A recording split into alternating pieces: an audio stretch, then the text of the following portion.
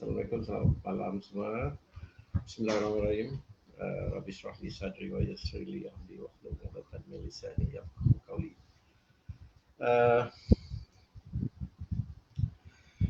Syukurlah malam ni kita akan saya akan bersama-sama dengan penasihat Hal Legacy, Encik Azrin bin Sabirin, yang telah saya lantik, kami daripada Hans Legacy lantik beliau sebagai advisor ataupun penasihat bagi membantu dan mantapkan lagi syarikat Hans Legacy dari segi apa nama ni, produk, struktur syarikat dan juga struktur agensi dan pelbagai lah, insyaAllah.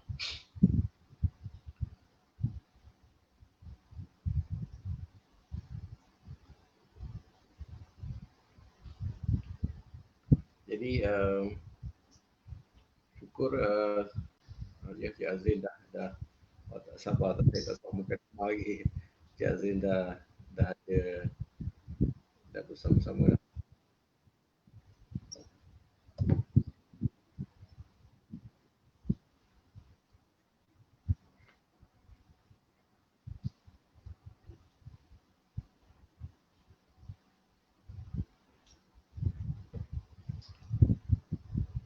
Okay, Assalamualaikum Cik Azrin.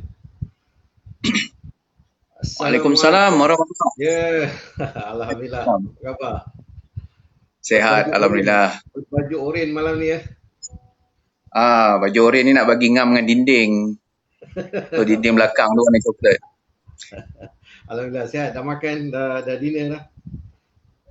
Semua dah siap dah. Dia kalau PKP ni segala-galanya siap, segala-galanya lengkap, segala-galanya cukup lah. Sebab kita duduk di rumah aja kan. Banyak masa kan? Banyak masa, Ya. Alhamdulillah. Sebenarnya kita kena gunakan apa nama masa yang ada ni dengan perkara-perkara yang yang berkualiti lah kan, daripada kita duduk tidur makan je kan. So kita kena melihat daripada sudut positif lah kan. InsyaAllah. Okey. Seperti yang kita rancang lah, Allah Ta'ala malam ni mengizinkan kita untuk kita bertemu di alam maya. Di alam maya adalah tujuan kita pertama. Ini adalah saya kira sebenarnya perancangan kita nak buat seremoni ini secara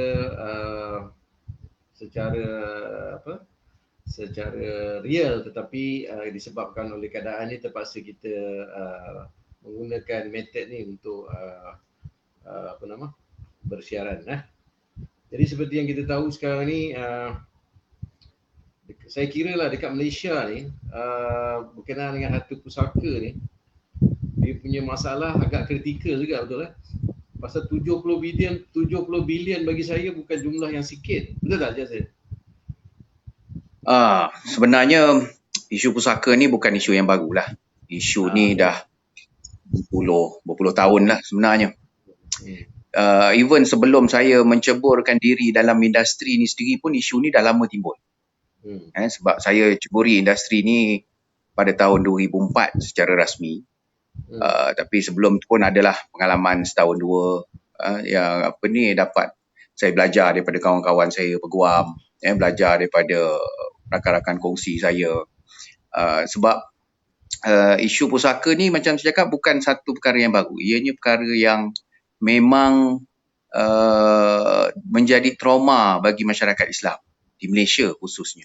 Tapi tak menjadi satu kepelikan lah, sebab saya pernah pergi berceramah sampai ke Brunei sekalipun. So di masyarakat Melayu di Brunei juga mengalami masalah yang sama sebenarnya. Jadi ini bukan satu perkara yang asing bagi masyarakat Melayu Islam, bukan di Malaysia saja tetapi di negara-negara lain. Di seluruh dunia lah, masyarakat Islam di seluruh dunia saya kira kan.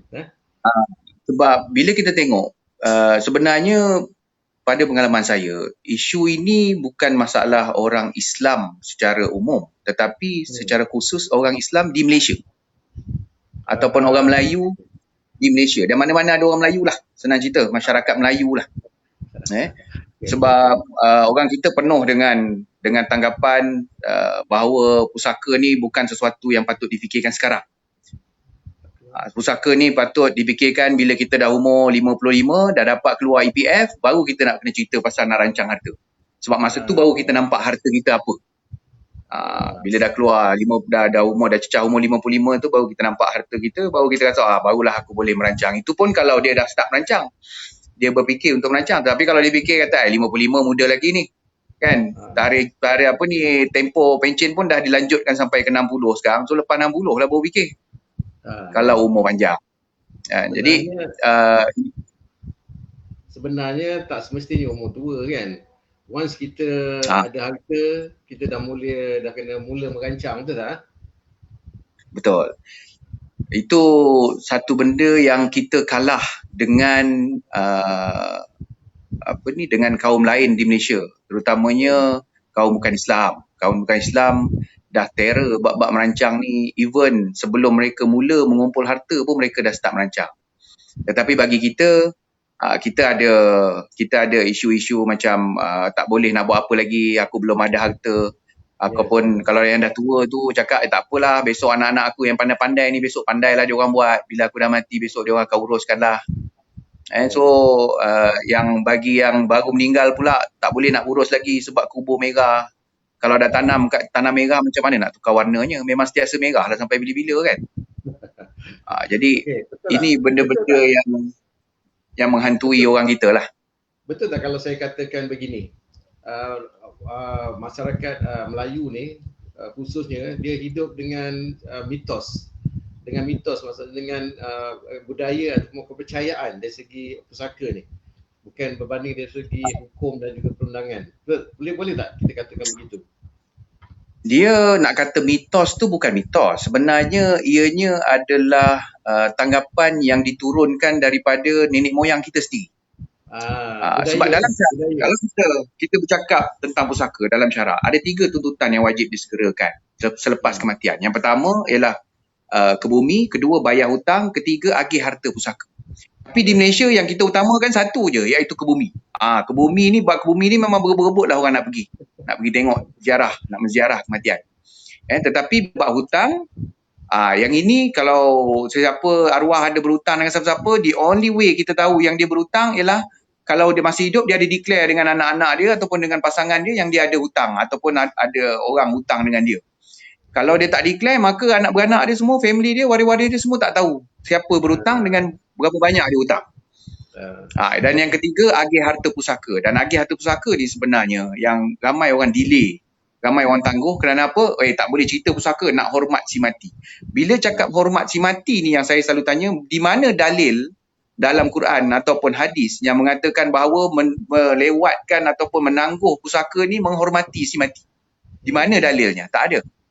Saya bukan syariah background lah, tetapi ini antara perkara-perkara yang saya belajar semasa 15-16 tahun pengalaman saya dalam industri ni lah.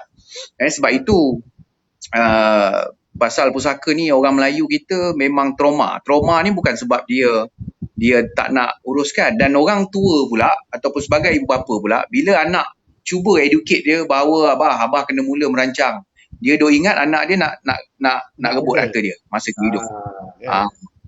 Jadi ini semua mentaliti ataupun persepsi negatif tentang perancangan yang kita kena betulkan lah. Jadi hanya ditubuhkan berdasarkan rasa tanggungjawab, ingin membantu masyarakat di luar sana memahami dan juga membuat perancangan supaya kalau kita tengok 70 bilion ni bukannya sikit. Jadi kalau kita tak peduli, benda ni akan terus meningkat dan benda ni ummah kita akan dalam kerugian, betul tak?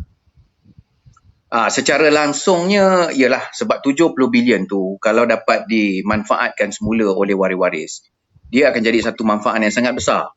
Dan 70 bilion, kalau kita bercakap 70 bilion, itulah nilai yang tak didapat dijelaskan zakatnya Kerana apa? Sebab waris tak tahu berapa banyak harta sebenar ayah dia dan tak tahu berapa banyak zakat yang perlu dijelaskan daripada harta tersebut. So indirectly ianya akan jadi satu kerugian kepada ummah kita sendirilah.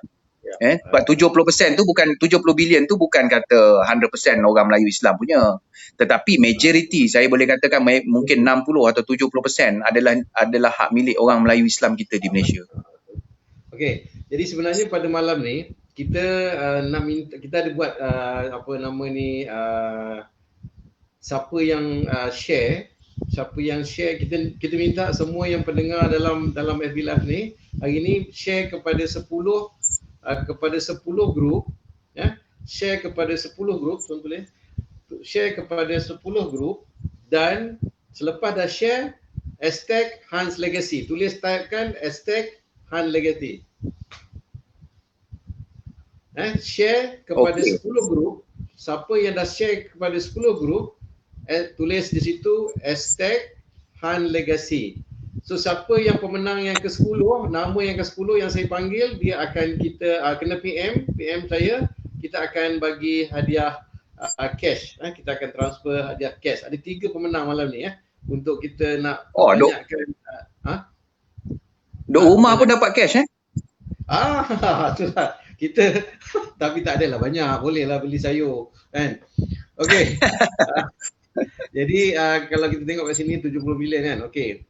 Jadi kita tengok kat sini semua orang, betul tak? Kullu nafsin za'iqatul maut, semua orang yang bernyawa pasti akan mati, betul tak? Dan semua orang ni ada tanggungjawab. Sebenarnya semua manusia, orang Islam ni terutamanya, dia ada tanggungjawab kepada dia punya waris dia, kepada isteri dia, contohnya suami kan. Dalam surah Al-Baqarah ayat 240 ada mengatakan tentang keperluan kita menyediakan perancangan ni kan, menyediakan pendapatan, tempat tinggal kepada isteri kita kan. Tapi kita tak payah sentuh lanjutlah. Kita terus kepada, saya dengan ini mengucapkan setinggi-tinggi tahniah kepada Encik Azrin dan selamat datang kepada Encik Azrin atas persetujuan untuk bersama-sama berjuang dengan saya menjadi penasihat Hans dan saya sekaligus bagi kita bersama-sama memantapkan. Okey, jadi soalan pertama, apakah perancangan Encik Azrin selepas pelantikan ini? Dari segi pemantapan produk, structure commission, structure carrier, sistem dan juga pemasaran. Boleh tak Encik Azrin ceritakan hala tuju yang bagaimana Encik Azrin nak realisasikan untuk membantu Hans ni supaya boleh pergi jauh? Okey, bercakap tentang operasi dan juga vision sebab saya selama saya ada dalam industri, saya dapati saya mula dalam industri ni di mana pada masa itu tak ada siapa pun dalam Malaysia yang bercakap tentang wasiat, tak ada siapa pun yang bercakap dalam Malaysia ni tentang hibah. Jadi saya dan partner saya pada masa tu mula masuk dalam industri ni dan kita created the market at that time pada tahun 2004. Tahun bila tu? Tahun 2004. Lama lama dah, tahun 2004. Masa tu kami ni dipandang macam alien bila dia cerita tentang hibah, bercerita tentang wasiat. Orang tengok macam kita ni alien. Orang takut kan? Sebab tak ada orang bercakap pasal benda tu pada masa tu. So we have worked very hard dan pada masa tu satu benda yang paling miracle yang saya lalui pada masa tu ialah pada mula saya ceburi di industri dalam bidang ni, saya sendiri pun tak ada background dalam syariah, tak ada background dalam legal, and I don't know a thing about pusaka secara detail, secara teknikal. Saya tak tahu secara tepat. Apa yang saya tahu ialah marketing, apa yang saya tahu ialah operation. Dan pada masa tu partner saya pada masa tu dia memang mahir dalam marketing. So kami berdua buat keputusan, okay, we can do this.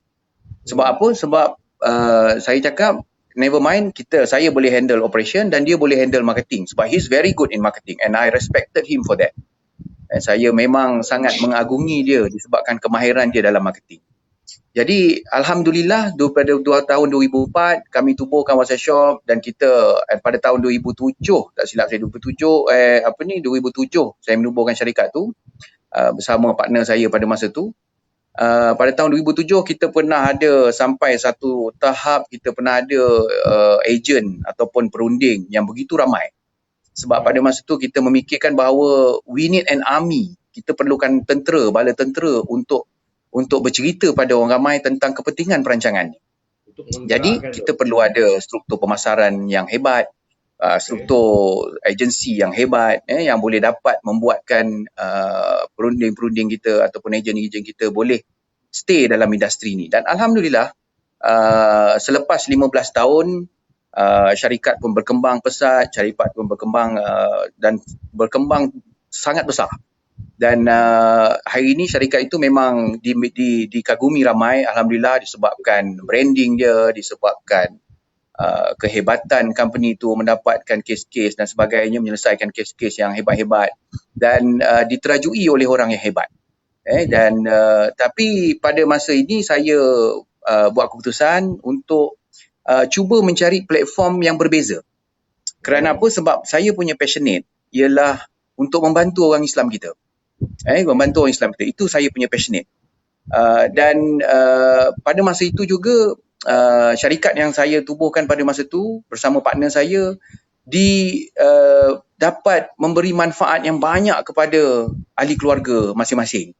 Jadi atas doa ahli keluarga itulah yang membuatkan syarikat ini berkembang, alhamdulillah. Dan bila sampai masanya, mungkin bila macam kita lah, anak kita dah besar kan, sampai bila kita nak kontrol anak kita? Sampai masa besok anak kita dah besar, dia berkahwin, dia dah dengar cakap orang, dia dah tak dengar cakap kita kan. Jadi saya anggap itu sebagai satu kejayaan bagi saya sendiri sebab saya dah berjaya membawa syarikat tu sampai ke tahap itu bersama partner saya. Dan alhamdulillah hari ini partner saya menerajui company itu dengan hebat.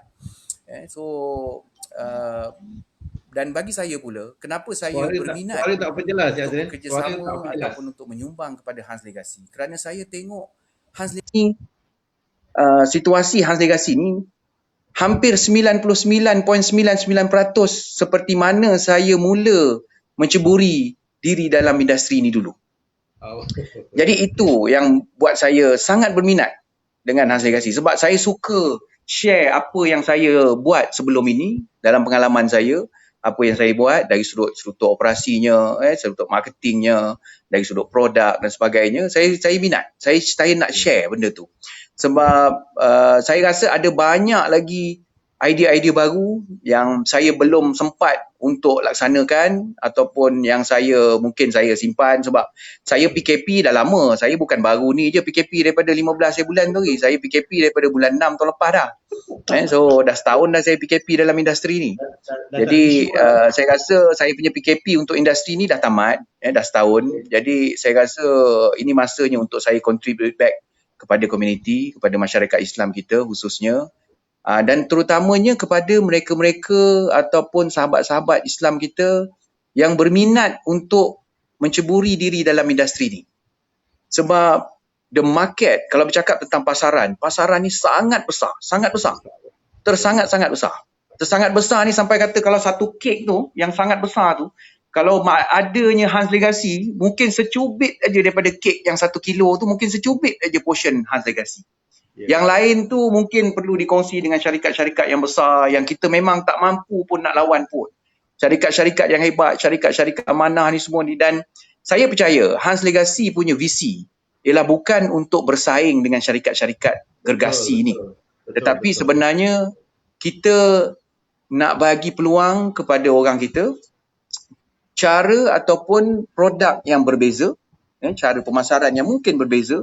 Dari sudut harga pula mungkin kita boleh offer, kita boleh tawarkan produk yang lebih mampu milik, produk yang boleh dimiliki oleh everybody, that can be accessed by anybody. Anybody can do hibah, anybody can do wasiat. Bukan anybody can fly aja kan. Tapi sekarang nobody can fly anywhere sebab COVID. Jadi atas sebab ini antara perkara-perkara yang saya ingin curahkan ataupun saya ingin kongsi dengan Hans Legacy. Dari sudut pemantapan produk, dari sudut struktur komisen, dan saya dapati struktur komisen yang Hans Legacy tawarkan sangat menarik. Kerana apa? Bila saya dah bagi input, Bila saya dah tengok dan saya dah bagi input, struktur commission ataupun struktur remunerasi untuk ejen-ejen di bawah Hans Legacy jauh lebih baik daripada apa yang ditawarkan di luar sana. Kerana apa? Saya tengok yang pertama ialah dari sudut percentage commission, percentage remuneration. Hans Legacy menawarkan 40% commission untuk perunding, betul? Perunding yang paling level yang baru lah, perunding yang baru, 40%. Compared to market, ada yang tawarkan 20%, ada yang tawarkan 25%, 30%. Hans Legacy tawarkan 40%. Dan the best part about Hans Legacy yang saya dah screw, saya dah tengok sebenarnya ialah kesemua ejen-ejen, tak kira berapa level pun, kita ada, saya percaya Hans Legacy ada 3 level, ada perunding, ada unit manager dan juga ada agency manager. Ada 3 level. Ketiga-tiga level ni tak perlu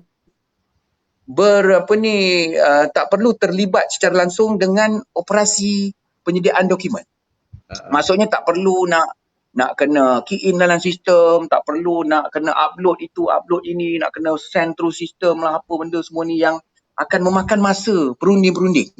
Yang akan membuatkan perunding yang tengah laju momentumnya buat marketing ni tiba-tiba terencat. Sebab apa? Alamak, nak kena duduk depan komputer selama 1 jam untuk masukkan data.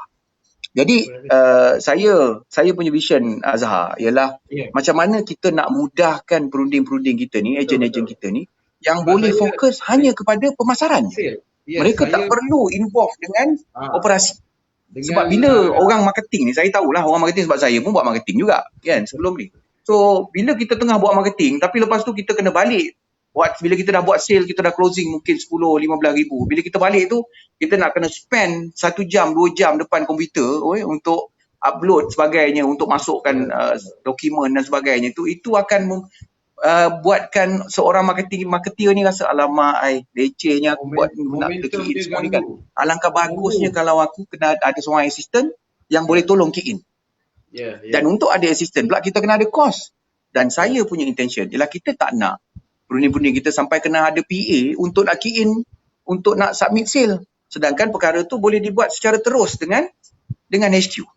So biar HQ yang ambil tanggungjawab untuk operation because that is what they are paid for. Itu yang staff-staff Hans Legacy sendiri dibayar untuk buat itu. Dan saya selalu cakap pada my ex-staff dulu pun benda yang sama, iaitu our main client sebenarnya bukan customer yang buat hibah, tetapi our first priority client kita adalah agent atau perunding kita. So you need to do everything and I mean everything, segala-galanya untuk pastikan perunding kita dapat the best service. Sebab hanya dengan itulah mereka akan dapat memberikan perkhidmatan ataupun membuat aktiviti pemasaran dengan lebih laju. Kerana apa? Sebab mereka nampak ada support daripada office, daripada HQ untuk tolong mereka, tak susahkan mereka dengan operation dan sebagainya. Sebab itu saya kata dengan saya dah cakap, kalau ada staff saya bekas staff saya yang menonton ni pun saya rasa dia tahulah. Saya tak kisah staff saya susah.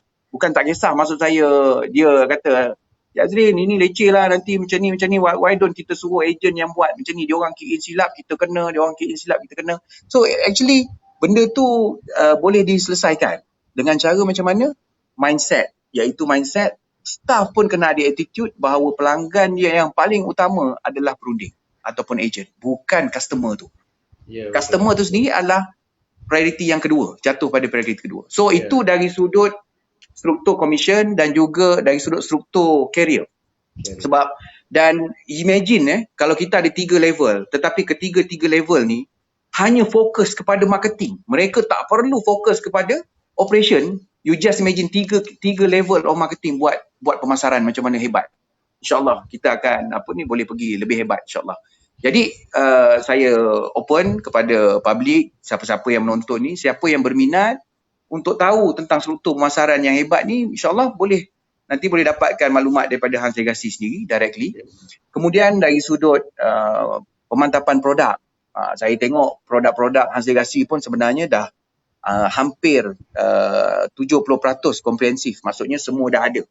Jadi kehadiran saya dalam Hans Legasi ialah untuk menambah baik produk yang sedia ada dan juga menambah lagi kategori produk supaya servis yang kita dapat tawarkan ni boleh pergi kepada semua level of target market, semua level.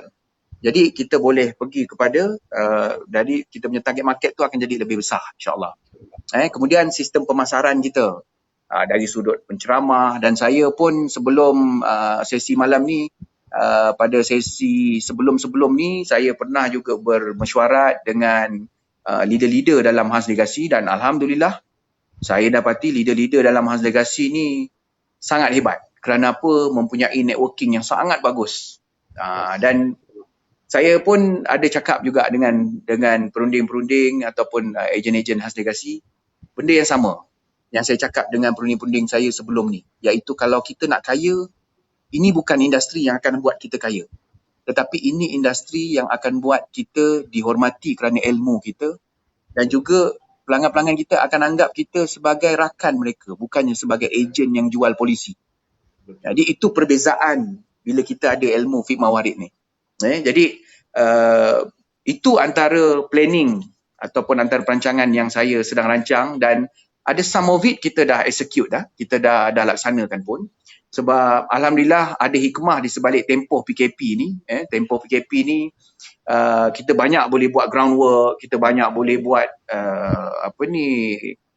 training, modul training dan sebagainya. Kita boleh mantapkan dari sudut ilmu perunding-perunding kita supaya habis tempoh PKP ni dia orang semua terbang. Dia orang semua terbang pergi cari market, dan the best part bila dia orang terbang tu tak ada tali yang tarik. Kerana apa? Sebab dia tak perlu balik ke sarang, dan dia tak perlu nak kena susun dia punya sarang ni, burung ni tak perlu nak susun sarang dia, nak tahu pula benang ni nak kena pakai saiz berapa nak buat sarang dan sebagainya, tak perlu. Dia just campak makanan, dia tinggalkan balik. Dia pergi cari makanan lagi. Dia tinggalkan dekat situ, dia pergi lagi cari makanan lain. So kerja dia cari makanan je. Dekat dapur ni, dekat sarang ni, biar mak burung ni yang tu masak makanan ni untuk anak-anak dia, dan kemudian bagi pula kat bapak dia bila bapak dia balik. So itu itu saya punya idea, iaitu saya tak nak bebankan ejen-ejen kita dengan operasi, sebab itu akan buat ejen-ejen kita ada hiccup dalam marketing aktiviti dia. Dan Alhamdulillah kita pun dah start marketing online. Hans Legasi dah start marketing online. That is tremendous. Sebab apa? Sebab di saat orang lain tengah menggelupur lagi nak cari macam mana cara nak buat marketing online dan sebagainya, kita dah one step ahead. At least kita dah start pun marketing online. Duduk kat rumah pun orang boleh submit dokumen, orang boleh buat sale, dan kita dah close orang melalui online. Melalui FB Live pun kita dah close sale. That is tremendous. Benda ni yang kita panggil sebagai kita selari dengan peredaran zaman. Semua orang tak perlu jumpa, tak perlu face to face.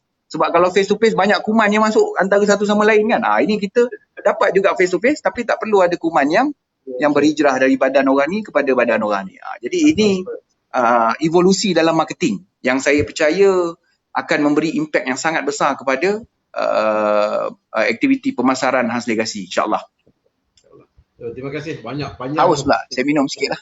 Tak boleh mencelah tu. Okey, kita dah ada pemanggil yang estate yang berapa? Yang ke-10. Jadi yang ke-10-nya siapa? Syafiqah Sazli. Estate yang pemenangnya yang pertama untuk estate Hans Legasi adalah Syafiqah Sazli. Sila PM untuk dapatkan anda punya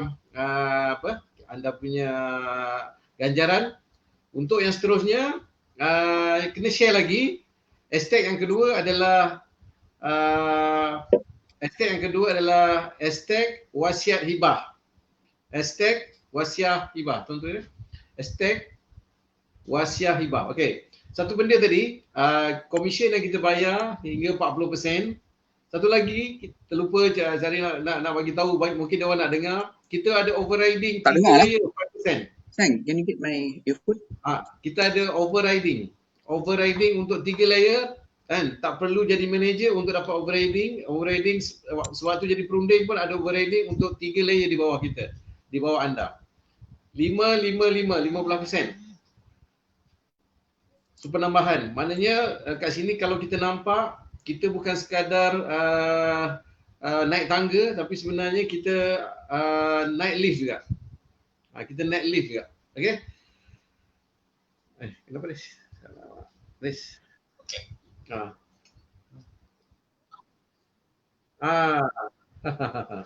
Ada gangguan. Okey, balik. Okey. Saya bagi tahu tadi pasal kita punya overriding 3 layer 5555. Waktunya tak perlu jadi manager pun boleh dapat overriding, kan? Jadi ini yang satu saya kira yang orang kata menarik lah sebenarnya, kan? Saya gunakan istilah ni, kita bukan naik tangga tapi boleh naik lift. Maksudnya kita buat benda ni dan juga kita develop orang lain untuk buat sama-sama dan kita berjaya bersama. Seterusnya yang hashtag yang seterusnya lah, hashtag wasiah hibah. Tolong share dulu, share sebanyak 10 kepada 10 grup, lepas tu hashtag wasiah hibah. Okey, kita pergi tajuk yang seterusnya. Bagaimanakah perancangan harta ketika hidup boleh membantu dalam pengurusan harta pusaka? Maksudnya boleh tak Cik Azil terangkan dalam konteks yang lebih mungkin bagi orang faham, bagaimana orang yang buat perancangan lebih bagus daripada orang yang tidak buat perancangan. Maksudnya orang yang buat perancangan ni membantu waris dia dari segi pengurusan harta pusaka di kelak. Boleh Cik Azrin ulas tentang perkara ini? Okey. Sebenarnya perbezaan tu sangat ketara. Yang pertama ialah dari sudut pengurusan tu sendiri. Pengurusan ni maksudnya bila berlaku kematian, siapa yang nak pergi ke pejabat tanah ambil borang, siapa yang nak pergi ke mahkamah kalau kes pusaka besar, pergi 2 juta ke atas, siapa yang nak pergi cari peguam, dan siapa nak pergi buat carian rasmi untuk hartanah, siapa nak pergi ke bank untuk tahu baki terkini berapa dan sebagainya. Dari sudut pengurusan itu sendiri pun perlu ada perancangan. Maksudnya kita semasa hidup, kita boleh tentukan untuk melantik pentadbir harta kita. Maksudnya siapa yang aku nak lantik sebagai pentadbir? Orang yang kita percayai. Dan dalam kebanyakan kes biasanya pasangan ataupun anak sulung kita ataupun anak-anak kita lah.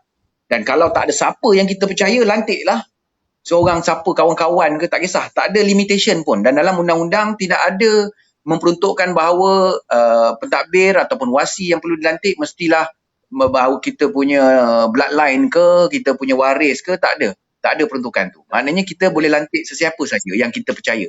Asalkan ada elemen kepercayaan. Ada orang kata itu ada orang kata lantik trustee lebih bagus daripada individu. Dia sebenarnya ada pro and con. Ada advantage, ada disadvantage. Jadi dari sudut advantage dia ialah bila kita lantik syarikat amanah ni, dia tak timbul isu kalau wasi yang dilantik tu meninggal, sebab syarikat amanah will always be there. Maknanya sentiasa akan ada. Ada juga setengah soalan tu kata, syarikat amanah pun boleh tutup. Memang betul, tetapi pengamanahan yang diterima sepanjang tempoh servis syarikat amanah tu perlu ditransferkan kepada syarikat amanah yang lain sebelum dia dissolve. Jadi maknanya kita punya trusteeship tu masih lagi berjalan walaupun dilaksanakan oleh syarikat amanah yang lain yang berbeza. Jadi itu advantage dia bila kita ada lantik syarikat amanah. Dari sudut disadvantage pula, syarikat amanah ni akan mengenakan charge untuk menguruskan harta kita. Dia akan mengenakan estate administration fee. Dan di Malaysia kita ada pelbagai kategori syarikat amanah, pelbagai jenis syarikat amanah. Ada yang privately owned, ada yang bank owned, ada yang government owned, ada 3 kategori ni. Jadi ketiga-tiganya mengenakan charge yang berbeza. Charge dia tak sama. Jadi bergantung kepada kemampuan waris untuk membayar fee pengurusan tersebut selepas berlaku kematian ayah atau ibu dia, waris nanti dia kena deal dengan syarikat amanah ni untuk berbincang tentang cara pembayaran fee tersebut. Itu disadvantage dia. Bagi wasi individu pula, advantage dia ialah kalau kita lantik anak kita sebagai wasi, sebagai pengurus harta kita, takkan dia nak kenakan charge. Kan? Tetapi sekurang-kurangnya di sinilah timbulnya perancangan tadi di mana bila kita rancang, kalau dia tak kenakan charge pun, sekurang-kurangnya kita peruntukkan some portion untuk kos pengurusan itu sendiri. Dan macam mana nak peruntukkan tu? Di situ kita kena jumpa lah. Sebab kalau cerita dalam ni, kita akan ber-FB live sampai pukul 4 pagi. Terus tahajud. Jadi kita tak boleh nak, Basic. tak boleh nak Kita bagi basic. Kita nak bagi basic je. Basic je. Yang Maknanya basic tu ialah ada perbezaan antara orang yang membuat perancangan dan tidak membuat perancangan tu, memang ada perbezaan ketara sebenarnya. yes. Bila dia tak buat perancangan pula, itulah yang terjadinya sampai 70 bilion sekarang. Di mana tak ada waris yang tahu tentang proses, tak ada waris yang nak ambil tahu. Dan bila nak uruskan ada kos, waris tak nak tanggung kos tersebut sebab masing-masing tak nak keluar duit daripada poket. Dan yang paling kritikal sebenarnya ialah waris sendiri tak tahu hak faraid dia. Sebab itu faraid ni satu ilmu yang perlu dimahiri oleh semua penggiat industri. Maksudnya siapa yang nak masuk industri ni, faraid ni wajib belajar. Sebab daripada situlah baru dia faham dia perlu buat perancangan ataupun tidak. InsyaAllah satu benda yang saya rasa semua orang yang mendengar ataupun benda ni kepada semua rakyat Malaysia, dia kena tahu siapa dia punya waris faraid dia. Betul tak? Ini semua orang kena tahu. Dia kena tahu. Betul. Sebelum dia kena tahu siapa dia punya waris faraid dia. Kan? Dia kena tahu at least lah. Okey, kita pergi tajuk yang seterusnya. Sekarang dah berapa yang kita dah hashtag ada berapa? Ada baru 3. Yang pertama Azizi Zakaria, Aris, lepas tu dan Nizam Zuri, Zam yang ketiga. So kita nak yang ke-10, akan dikira sebagai pemenang. So terus share dan tulis hashtag wasiat hibah. Okey, kita terus soalan seterusnya. Okey, ada orang pertikaikan kan? Siapa tu Hans kan? Adakah dokumen yang disediakan oleh Hans Legacy boleh diguna pakai dan membantu ummah dalam perancangan harta mereka dan pengurusan harta mereka pada masa akan datang? Ada orang mempertikaikan benda ni sebab saya sebenarnya kalau orang katalah bandingkan saya dengan syarikat-syarikat yang lama, pada saya tidak boleh dibandingkan. Dan tujuan saya bukan untuk diperbandingkan. Saya untuk memeriahkan industri, untuk membantu lebih ramai orang mampu buat. Sebab kita berkonsepkan mampu, mudah dan juga menarik. Jadi apa komen Cik Azrin setelah bersama dengan saya? Jadi bagaimana Cik Azrin melihat dokumen yang telah kami sediakan dan apa komen Cik Azrin tentang perkara ini?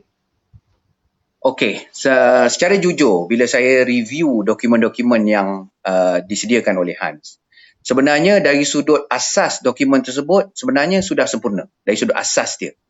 Cuma ada beberapa penambahbaikan yang saya sendiri dah review dan saya dah tengok dan saya dah mantapkan dokumen-dokumen tersebut supaya ianya menjadi satu dokumen yang sangat kuat. Dokumen yang sangat kuat dan yang paling penting ialah dokumen yang boleh diterima oleh Mahkamah Syariah. Itu yang paling penting. Betul, pertikaian tentang dokumen boleh buat ke tak boleh buat, betul ke tak betul dokumen ni sebenarnya memang ini sebenarnya satu isu yang daripada mula awal bismillah saya join industri ni, orang dah tanya benda yang tu. Sebab apa? Sebab nak tanya betul tak dokumen ni valid ke tak valid ke? Dan kalau tanya saya, pengalaman saya ialah dokumen valid tak valid ni sebenarnya kalau cukup rukun-rukun dia dan lengkap dari sudut rukun-rukun dia, sebenarnya tak timbul isu valid atau tidak. Nak tahu valid tak valid, kita bawa pergi mahkamah lah. Dan dapat perintah dan baru kita tahu valid atau tidak. Daripada situ. Tetapi format dokumen yang disediakan ni secara asasnya sebenarnya sama. Tak kira lah siapa pun, syarikat mana pun yang buat, sebenarnya secara basicnya dokumen tu asas dia sama. Cuma mungkin ada syarikat ni kertas dia warna biru, kertas ni warna merah, ada yang warna putih, dia punya watermark lain, dia punya font dia lain. Lepas tu adalah ayat-ayat tu mungkin hampir serupa, ada yang tak serupa. Tetapi dia punya konten dia punya intipati dokumen tu sendiri secara asasnya kalau cukup rukun, insya-Allah tak ada masalah di Mahkamah Syariah. Dan ini saya cakap berdasarkan pengalaman juga sebab ada beberapa kes masa saya dalam perkhidmatan dulu ada kes yang dicabar atas sebab kurang saksi, lepas tu atas sebab beberapa isu lah. Dan hari ini Azhar yang paling best ialah kerana kita dah ada video call, video conferencing. So maknanya majlis akad hibah kita tak perlu duduk semeja pun. Kita boleh buat secara video conferencing. Dan video conferencing ni sendiri pun boleh dirakam. Boleh dirakam. Jadi bila boleh dirakam, maknanya ianya boleh dianggap sebagai rakaman sesi itu. Sebab secara fizikalnya kita memang duduk, cuma kita tak duduk setempat. Dan ini juga boleh berlaku jika penerima-penerima hibah mungkin berada di luar negara ke, mungkin dikurung oleh isteri ke, kan? Mungkin isteri tak bagi keluar, so terpaksalah sign dalam rumah, kan? So jadi isu-isu ni sebenarnya boleh diselesaikan melalui teknologi. Sebab itu saya nampak jualan secara talian ni, online ni, ini bentuk marketing baru, dan saya ada beberapa rakan yang memang pakar dalam online business ni, yang insyaAllah saya akan kenalkan kepada Hans Legacy. Saya akan referkan kepada Hans Legacy untuk dia berkongsi ilmu jualan talian, dan specifically secara khususnya jualan talian ni adalah berkaitan tentang hibah dan wasiat. Bukan dia jual macam Shopee ni, jual apa kasut, jual baju ke apa ni, bukan. Tetapi jual hibah dan wasiat secara online. Itu adalah pembaharuan ataupun evolusi dalam marketing untuk industri kita. So dari sudut dokumen, macam saya cakap tadi, alhamdulillah dokumen Hans Legacy saya dah tolong untuk improve, ada penambahbaikan yang signifikan, dan saya harap dengan penambahbaikan tu insya-Allah keyakinan pun akan lagi tinggi daripada pelanggan. Dan saya sangat suka apa yang Cik Azhar sebut tadi. Kalau nak dibandingkan Hans Legacy dengan syarikat-syarikat gergasi lain, saya rasa tak ada perbandingan. Kerana apa? We are nowhere near them. Kita tak ada berada dekat pun dengan diorang. Dan saya tak rasa kehadiran kita dan kehadiran saya sendiri dalam industri ni akan memberi ancaman pada siapa-siapa pun. Sebab niat kita bukan kita nak merosakkan periuk nasi orang, tak. Niat kita ialah kita nak bantu orang Islam kita. Sebab kita nak tolong orang Islam kita cari rezeki. Sebab rezeki ni daripada Allah Ta'ala. Rezeki ni bukan daripada sesiapa. Bukan orang tertentu yang tentukan rezeki kita. Yang tentukan rezeki kita adalah Allah Ta'ala. Jadi kita tak perlu rasa takut. Sebab apa? Sebab saya tengok pengalaman saya 15 tahun dalam industri ni. Memang betul syarikat yang saya join last time adalah syarikat pioneer, syarikat yang peneraju dalam industri. So bila peneraju ni, kita ni selalu ditiru, selalu adalah orang-orang yang meniru syarikat produk lah, meniru structure dan sebagainya. Biasalah tu. Macam Panasonic kan, sampai sekarang ada Panasonic. Tapi dia masih relevan Panasonic ni. Kan, orang pun keliru Panasonic dengan Panasonic kan. So jangan risaulah, mungkin akan datang Hans Legacy, ada pula Hans Legaso kan, yang mungkin nama hampir-hampir serupa tapi ujung dia je lain sikit kan.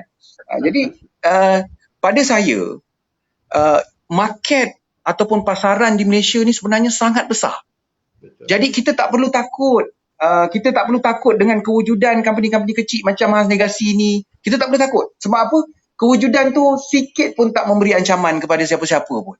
Sebab tujuan macam Azhar cakap tadi, saya suka. Sebab apa? Tujuan kita hadir dalam industri adalah untuk memeriahkan pasaran.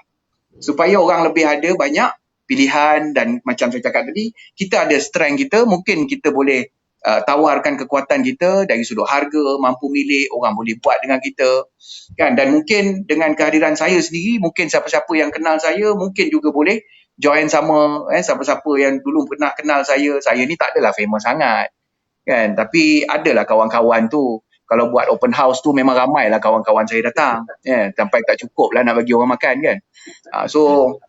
Jadi kita tak perlu takut. Maksud saya, Hans Legacy, kita punya prinsip, kita punya objektif kita must be very clear. Iaitu we are not here in the market to compete with anyone. We are here to provide options to the market. Kita nak bagi pilihan kepada orang ramai, bahawa di samping syarikat-syarikat besar, kita ada juga satu syarikat yang kecil, yang mungkin very sincere, yang mungkin very orang kata ikhlas untuk tolong. Jadi sebab itu spirit untuk menolong orang kita ni di kalangan ejen-ejen Hans Legacy sendiri, yang saya sendiri akan train insya-Allah. Saya akan bagi latihan specifically kepada perunding-perunding ejen-ejen Hans Legacy, macam mana nak pastikan bahawa orang-orang kita, ejen-ejen kita diberikan makan yang cukup untuk pergi berperang. Tetapi diorang perang, diorang bawa balik hasil perang, diorang tak perlu susun hasil perang tu dekat rak. Yang susun adalah logistik. Operation ni akan susun hasil perang ni, hasil rampasan perang ni dekat rak ni, ini kerja logistik. Dia dah balik, dah rehat, dah asas napang, dah basuh semua, pergi keluar perang balik. So saya nak ejen-ejen kita macam tu. Dia tak perlu susun harta-harta rampasan perang ni sendiri. Kita yang tolong susunkan. Sebab mereka punya mindset ialah mereka perlu pergi berjuang. So itu dari sudut tu.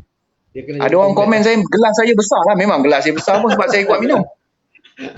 Yelah, dia sekarang dah ada share yang apa? Baru ada 4 teruskan share dan tulis hashtag wasiat hibah. So baru ada keempat. Kita yang pemenang ke-10 akan menerima hadiah. Jadi saya suka tadi Han Legaso. Itulah. Nanti akan ada lah Hans Legaso tu nanti. Tapi kalau orang nak tiru, kalau orang nak tiru kita lah. Letak Hang Legacy. Orang Terengganu. Okey. Orang Terengganu. Orang Terengganu Hang Legacy. Okey, alhamdulillah sebenarnya kita bukan untuk bersaing lah. Kehadiran kita adalah untuk memeriahkan dan memberi peluang kepada ramai orang untuk terlibat dalam industri ni, insyaAllah. Jadi kita pergi kepada soalan yang seterusnya. Adakah dokumen wasiat dan hibah boleh dibuat sendiri? Sebab ada orang kata, nak buat apa kita bayar beribu-ribu, beratus-ratus, sedangkan benda tu boleh kita tulis sendiri. Kan? Apa komen Encik Azrin? Kalau nak buat sendiri, sebenarnya semua benda kita boleh buat sendiri. Cabut gigi sendiri, kita nak cuci gigi sendiri, kita nak korek telinga sendiri. Sebenarnya memang semua kita boleh buat sendiri. Masak sendiri. Saya tempoh PKP ni saya datang angin rajin pula masak. Asyik masak aja. Sebab apa? Nak memenuhkan masa lapang kan. Jadi masaklah kerja untuk rumah. Masak sendiri, semua boleh sendiri. Tetapi adakah masakan kita, kalau kita masak sweet sour 3 rasa, sama tak dengan Kak Nur Tom Yam punya 3 rasa? Yang memang kerja dia tukang masak aje. Yang kerja dia memang masak aje. Takkan sama rasa dia. Kita buatlah, pakailah parti macam mana pun, mungkin ada air tangan dia, air ketiak ke, air apa ke, air celah-celah siku ni yang keluar dekat situ masuk dalam makanan tu yang buat rasa sedap. Kan? Kita pun tak tahu. Jadi mungkin masing-masing ada kelebihan masing-masing. Maksudnya kalau kita ada, kenapa jawapan bagi soalan Azhar ni tadi sebenarnya memang boleh buat sendiri. Cuma adakah kita pasti dokumen yang kita buat tu boleh diterima di mahkamah? Itu soalan dia. Saya suka tanya balik bila orang cakap gini, saya boleh buat sendiri, betul? Memang you boleh buat sendiri. Lepas tu macam mana nak execute dokumen tu? Macam mana nak, lepas berlaku kematian, dokumen ni nak kena bawa ke mana? Nak kena upah siapa? Nak kena tanya siapa? Nak kena refer kepada siapa? So ini soalan-soalan yang waris sendiri tak boleh nak jawab bila berlaku kematian. Sebab itu saya nampak bila Hans sendiri, Hans Legacy sendiri ada tawarkan perkhidmatan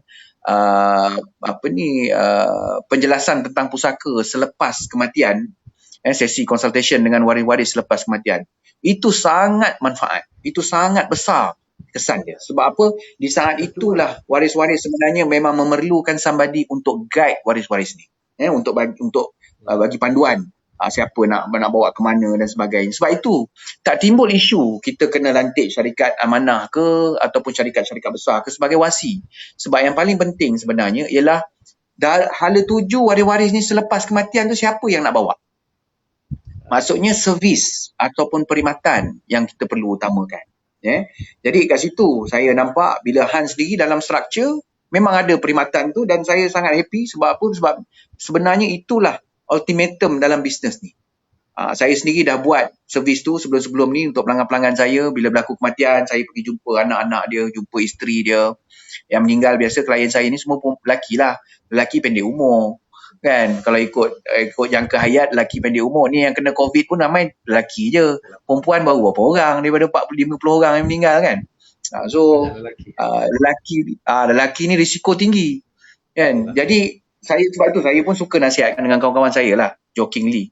Jangan stres-stres. Jangan menggelabah bila tengok orang lain buat apa je, kita pun menggelabah, tak tentu pasal. Apa pasal kita nak heran orang lain buat apa, biarlah dia nak buat apa pun. Kan? Tetapi dari sudut kita kena fokus. Kita kena fokus. Kita tahu apa yang kita buat tu, selagi kita yakin apa yang kita buat tu betul, maka kita teruskan. Jangan peduli apa orang nak cakap, jangan peduli apa orang nak buat pada kita, sebab kita yakin apa yang kita buat tu betul. Dan kita sendiri pun tak perlu nak rasa cemburu dengan orang ni, tak perlu nak rasa dengki, tak perlu nak rasa itu, sebab saya dalam industri ni saya dah jumpa ramai macam-macam kerenah dah orang kita ni. Kan? Sebab at one time dulu pernah juga syarikat saya ada ejen sampai 6 ke 7 ribu orang at one time. Macam-macam perangai, macam-macam kerenah.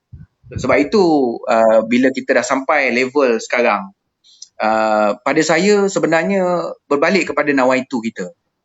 Hans Legacy punya visi, saya nak ingatkan diri saya dan juga Hans Legacy sendiri, bila kita buat bisnes ni, kita kena ingat bahawa bisnes ni ialah, walaupun namanya bisnes, tetapi ianya satu perjuangan.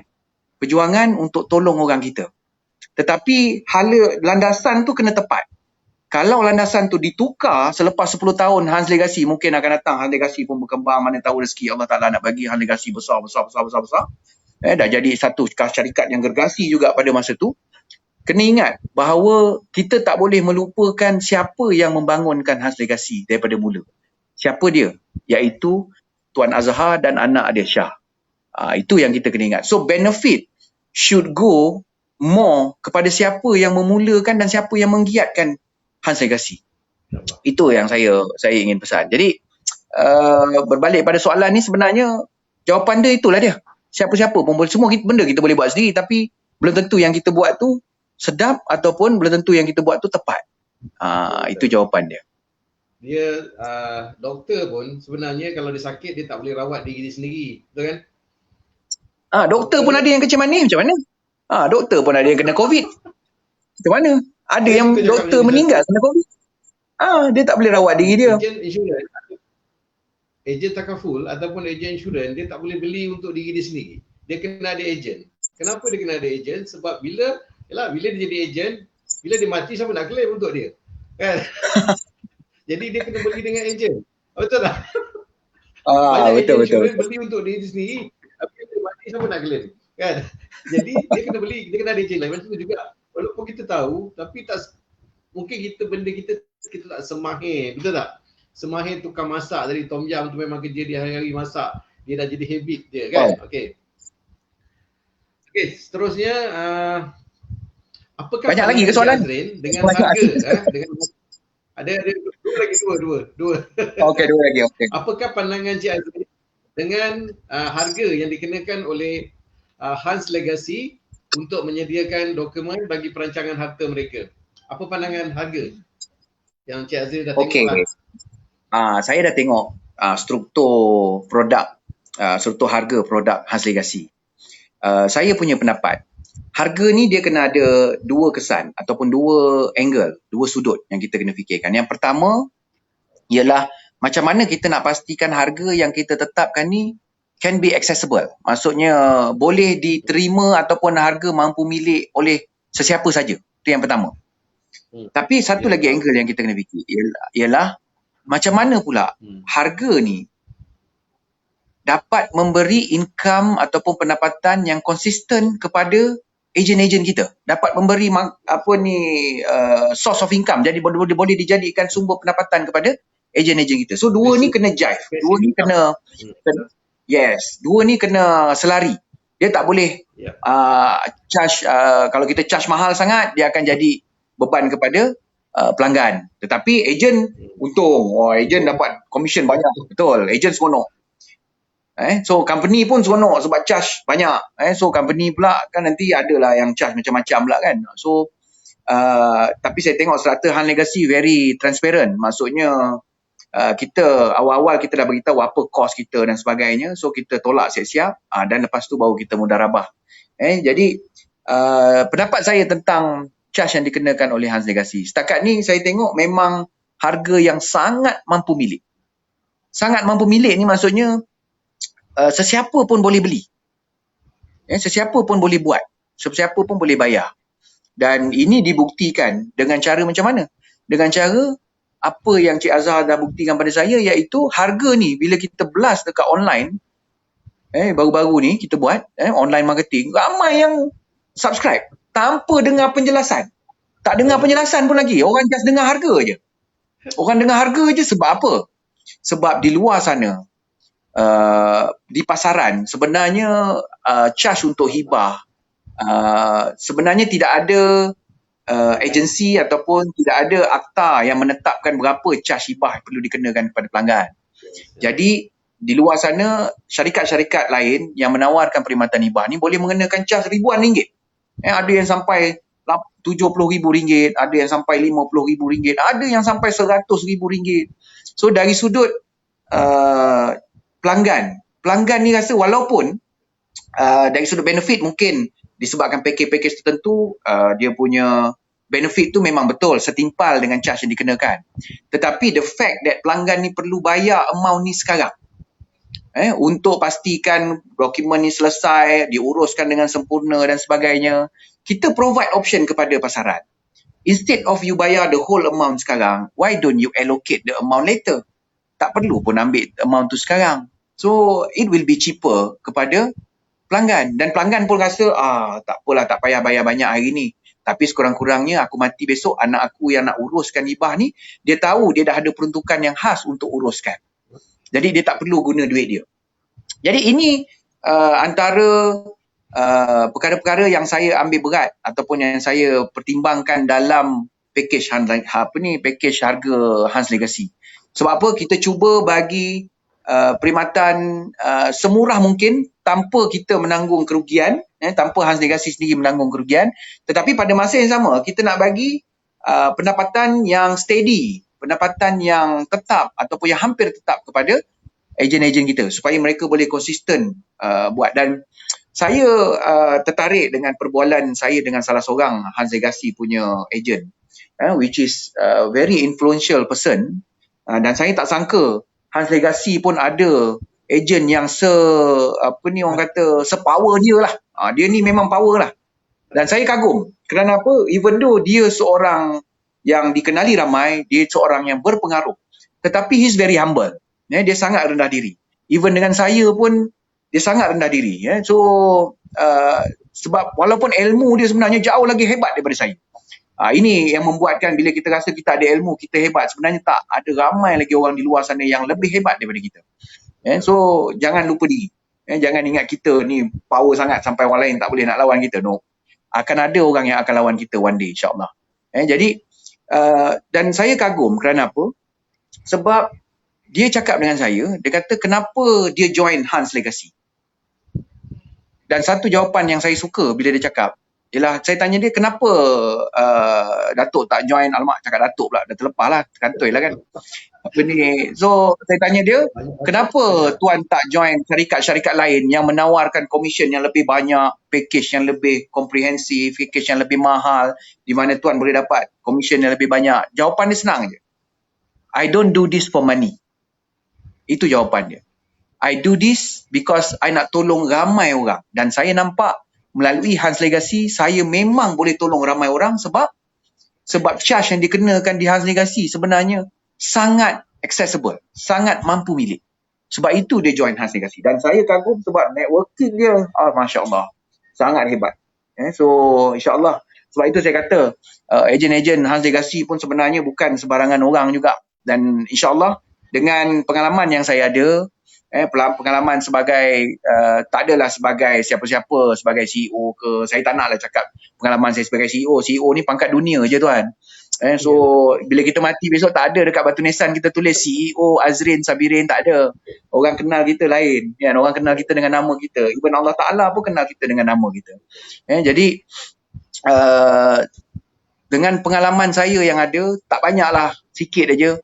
Mungkin saya boleh contribute kepada Hans Legacy dari sudut pemantapan struktur pemasaran dia. Sebab saya tengok networking yang ejen-ejen Hans Legacy ada tremendous. Saya tengok memang sangat bagus, sangat kuat networking dia. Dan insyaAllah kita capitalize on that supaya semua orang dapat benefit. Dan yang pastinya, macam saya cakap tadi, pelanggan perlu diberi keutamaan, ejen perlu diberi keutamaan untuk memastikan kelancaran proses pengedaran ilmu ni kepada masyarakat, insyaAllah. Okay. Sebenarnya saya berpegang pada prinsip ni. Sebaik-baik manusia adalah manusia yang bernilai kepada orang lain. Saya sebenarnya mula-mula menubuhkan syarikat ni, saya sebenarnya minta dengan Allah. Pada 2018 saya kena heart attack. Bulan 4 2018, 28 saya kena heart attack. Jadi sewaktu saya naik naik ambulans daripada pantai Manjung ke pantai Ipoh, waktu tu saya cakap kalau Allah Taala benarkan saya, bagi saya hidup lagi ke dalam dunia ni, bagi saya balik ke rumah, saya nak menjadi manusia yang valuable to people. Jadi alhamdulillah dengan niat saya tadi, Allah Taala bagi saya satu peluang untuk saya menubuhkan syarikat ni dan menggerakkan benda ni, dan saya tidak melihat ringgit cents adalah saya punya driven.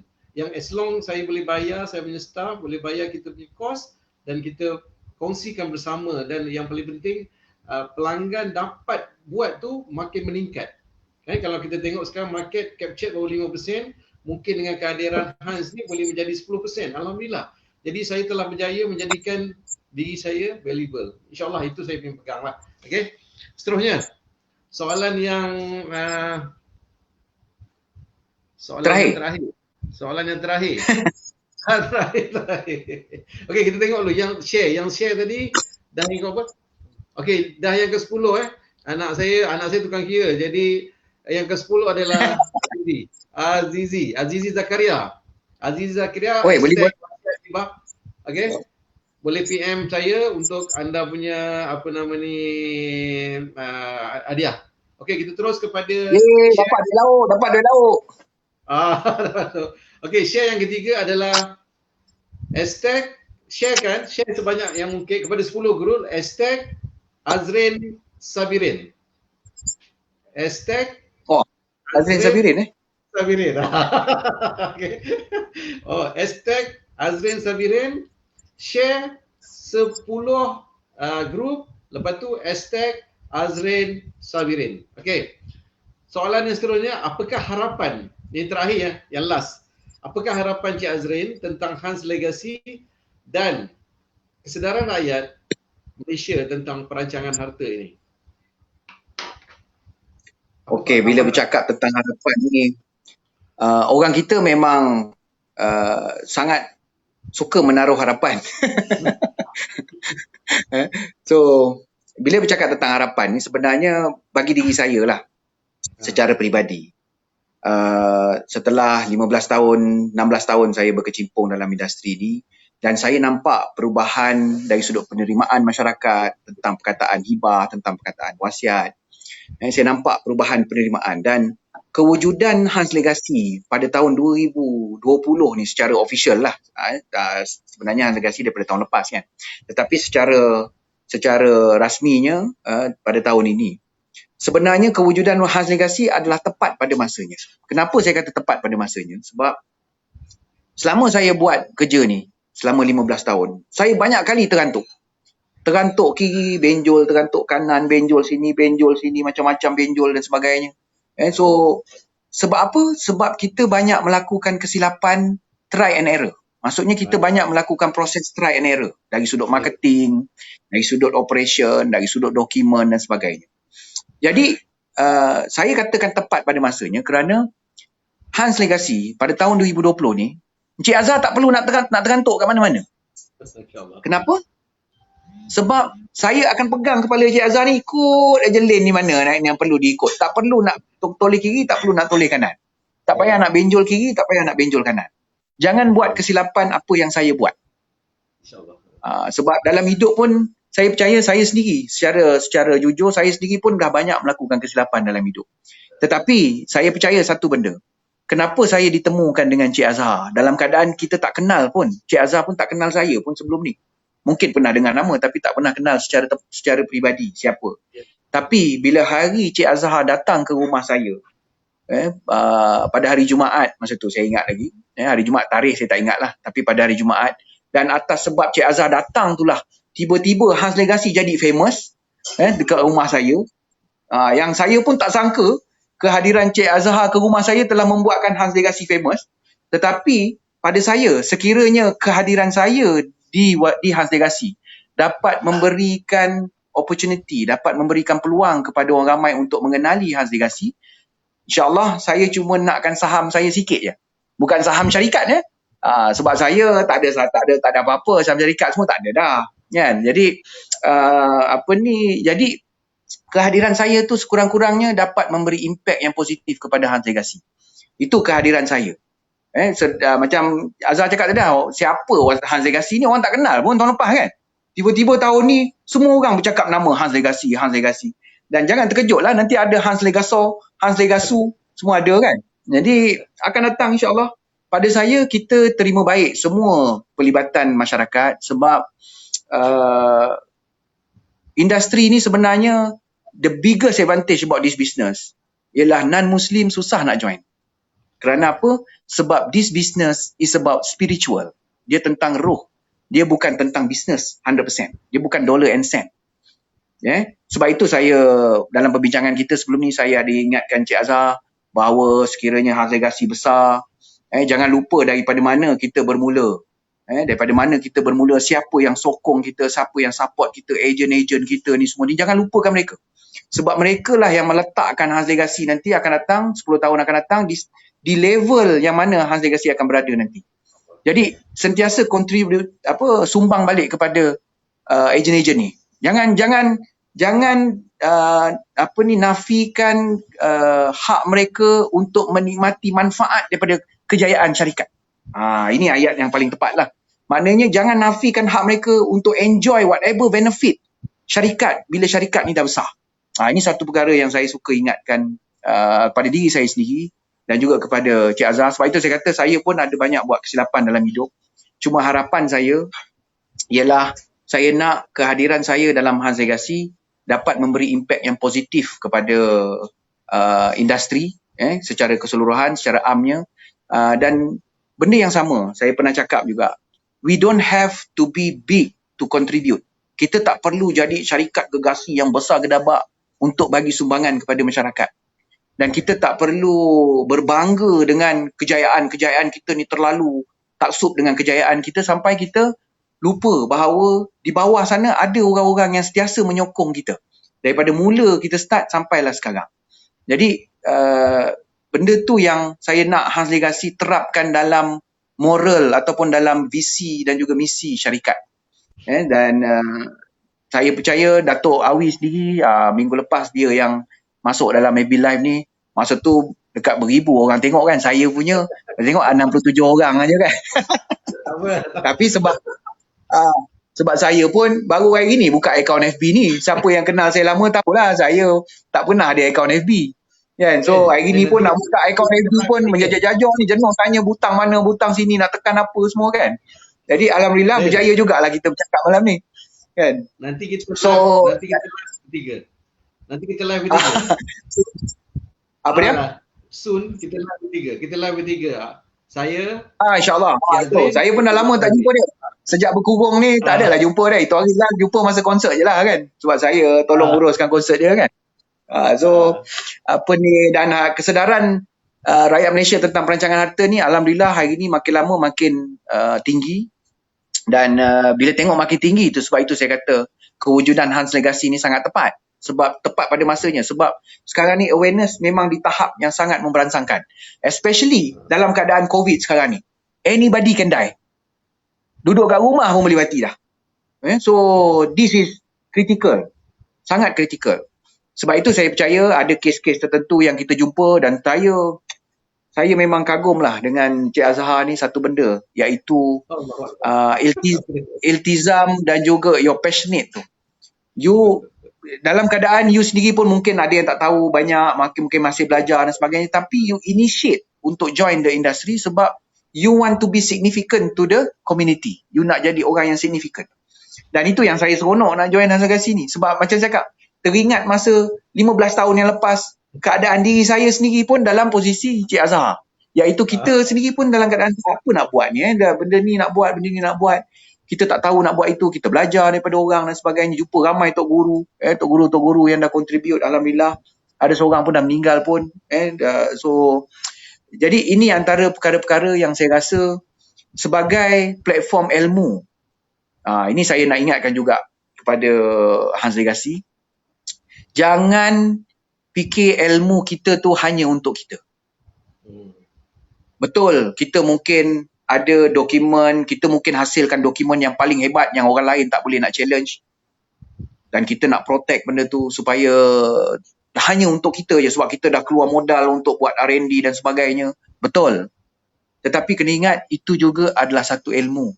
Dan ilmu ni lagi ramai kita kongsi, insya-Allah walaupun kita tak dapat financial benefit daripada penyebaran ilmu tu, kita tak dapat financial benefit.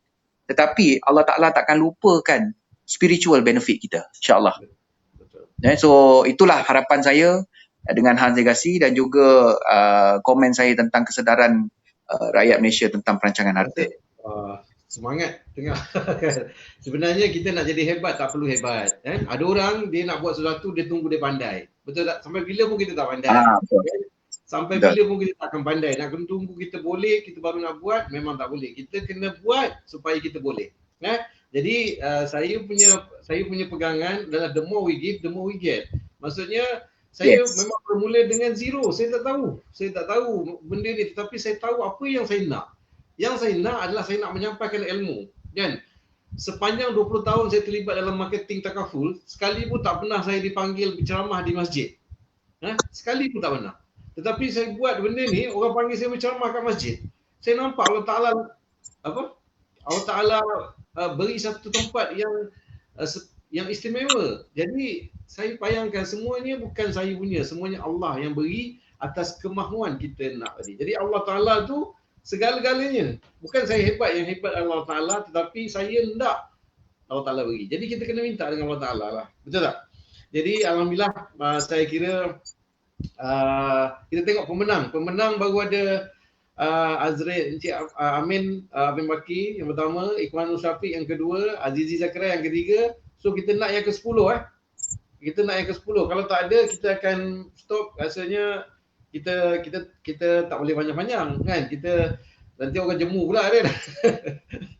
Orang memang dah jemu dah tengok muka saya ni. InsyaAllah tak apa, sebab kita tak boleh fikir. Tapi mana yang saya suka juga muncul dalam FB Live ni sebab saya tahu ada ramai yang rindukan muka saya. Yang mungkin lama tak tengok, tanya, Cik Azrin apa khabar? Cik Azrin apa khabar? Tiba-tiba ramai, hari ni ramai yang tanya khabar. Alhamdulillah, saya sihat. Tengok ramai kawan Cik Azrin dalam ni, ramai. Okay, Lin Nasir yang Lin Nasir yang ke-124, yang keempat. Lin Nasir menang ke? Ini Lin Nasir ni budak nakal. Oh belum lagi. Nasib baik dia tak menang. Saya tak nak dia menang.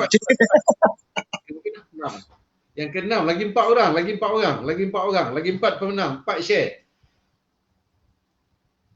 Lagi 4 orang.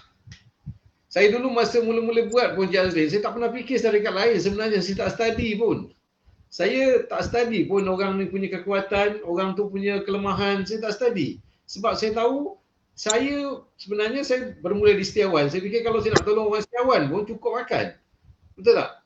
Saya rasa boleh bayar. Daripada tak ada staff, sekarang dah ada 5-6 staff. Kan? Dalam masa tak sampai setahun, saya dah ada 6 staff yang bantu saya untuk buat benda ni. Sekarang ni dalam masa COVID ni pun, Corona COVID ni pun saya bekerja. Sebenarnya staff-staff saya suruh dia buat balik komputer, laptop, bekerja daripada rumah. Kan? Jadi sebab saya nampak alam maya ni adalah satu marketing sekarang yang kita tak boleh nafikan lah.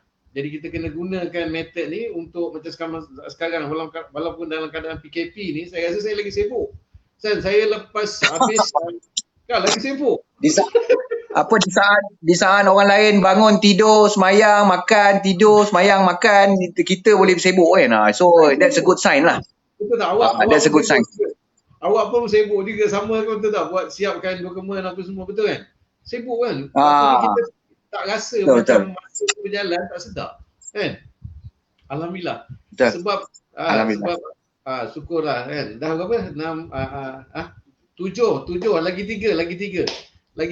3 sebelum kita endkan sesi ni. Lagi 3 share terbanyak #Azrin Sabirin. Kita okey lah Rin, ada 81 share, ada Okey dah. Semua kawan-kawan saya tu, ramai tu. Dia orang boring kat rumah, tak tahu nak buat apa. Dia orang tengoklah muka saya. Next kita bertiga. Datuk Awi sekali. Meski masa tu boleh ramai orang. Allah. InsyaAllah. Kan? Oh, guna bilang ni boleh bertiga sekali ya? Boleh. Maksimum 3. Oh, boleh ya? Boleh nanti kita set lah. Oh, dia maksimum 4 orang. Maksimum 4 orang. Okey. InsyaAllah nanti saya nak live dengan perunding Hans yang hebat tadi yang awak cakap waktu tadi. InsyaAllah soon saya akan live dengan dia.